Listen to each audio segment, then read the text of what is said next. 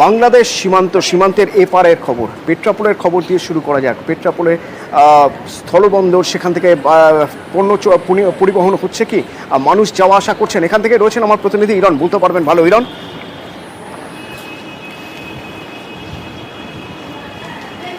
একদমই, দেখো পেট্রাপোল সীমান্তের পরিস্থিতি গতকাল যা ছিল আজকেও তাই।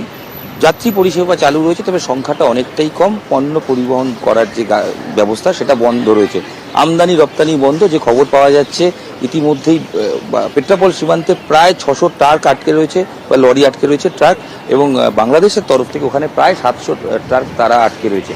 তো সব মিলিয়ে কিন্তু 1200-1300 মতো গাড়ি দাঁড়িয়ে রয়েছে এবং পণ্য নিয়ে, তাতে একটা বড় আর্থিক ক্ষতি হচ্ছে, এটা বলাই যায়।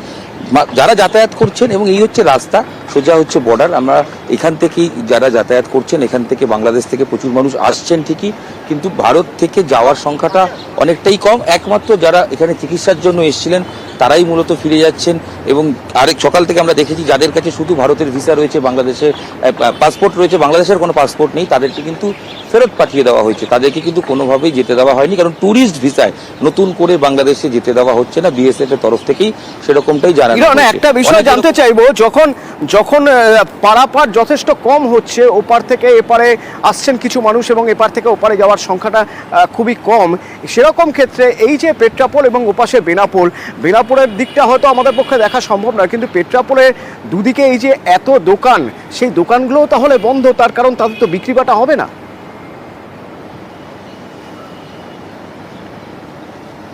আমি একটু ছবি দেখানোর চেষ্টা করি। এই যে রাস্তাটা, এই রাস্তার ঠিক উল্টো দিকে এখানে প্রচুর দোকান থাকে, যে দোকানগুলো সব ইতিমধ্যেই বন্ধ, কারণ বেশিরভাগ দোকানদার এখানে টাকা ভাঙানোর কাজে থাকেন, যেগুলো টাকা ভাঙানোর কাজ হয়।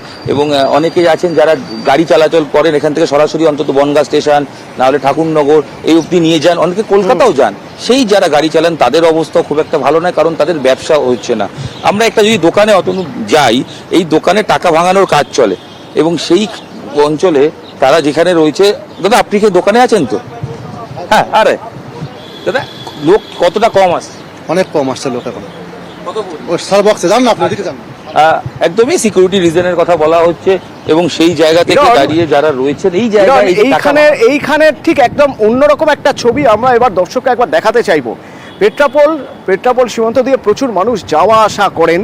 হ্যাঁ, আরও একটা স্থলবন্দর রয়েছে ঘোচাডাঙ্গা, যেখান দিয়ে পণ্য রপ্তানি হয়, আমদানি হয়। তো সেই ঘোচাডাঙ্গা সীমান্তে কিন্তু সেভাবে প্রভাব পড়েছে বলে অন্তত ছবি দেখে মনে হচ্ছে না। ভালো বলতে পারবেন অনুপম, আমার প্রতিনিধি সরাসরি সেখান থেকে রয়েছেন। অনুপম।